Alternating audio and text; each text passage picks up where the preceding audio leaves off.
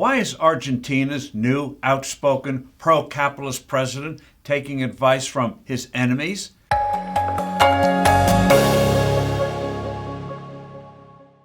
Hello, I'm Steve Forbes, and this is What's Ahead, where you get the insights you need to better navigate these turbulent times.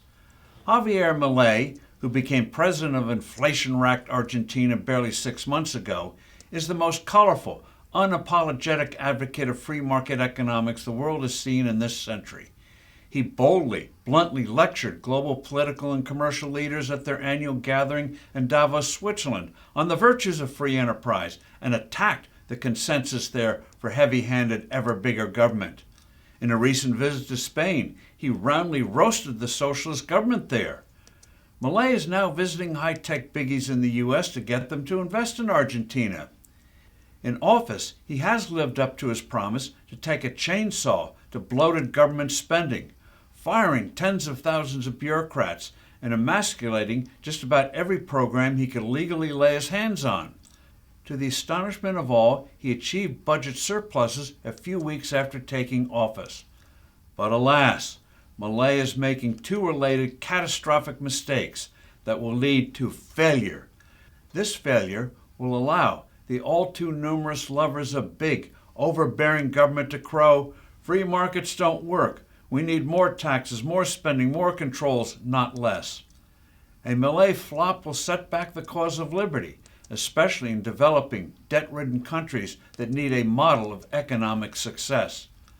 Milei's fundamental blunder is not following through on his biggest, most important campaign promise of all, ridding the country of its near-worthless peso and replacing it with the U.S. dollar. Two other Latin American nations, Ecuador and El Salvador, successfully junked their currencies for the dollar in the early 2000s. These dollarizations have been so popular that even leftist governments there haven't reversed them.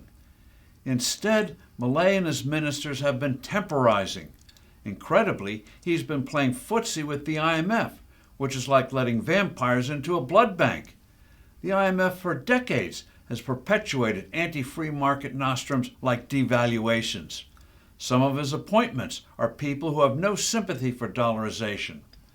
What Milei must understand is that there are two keys for prosperity: a stable currency and low tax rates.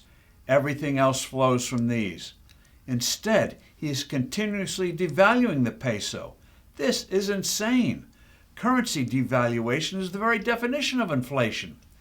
He's apparently swallowed the absurdity that a country must undergo deprivation before a stable monetary system can be achieved. This is like refusing to give antibiotics to a patient suffering serious pneumonia until the pneumonia subsides. Dollarization is the antibiotic here. It would quickly kill this hyperinflation. The economy would, within weeks, start to flourish again. This success would give Milei the political capital to achieve his other extensive free market reforms, which are largely being stymied by his political opponents. Instead, Milei has fallen into a deadly trap, his second ghastly mistake: the idea that you must depress an economy to conquer inflation. Milei's austerity has weakened an already deeply troubled economy. The poverty rate is now a sickening 55%. Opponents say there are not enough dollars to replace the peso. That is nonsense. Thanks to chronic past inflations, Argentinians hold over $200 billion of greenbacks. The experiences of Ecuador and El Salvador provide real-world examples on how to proceed quickly. To save his presidency and advance the cause of liberty, Milei must dollarize ASAP. I'm Steve Forbes. Thanks for listening. Do send in your comments and suggestions. I look forward to being with you soon again.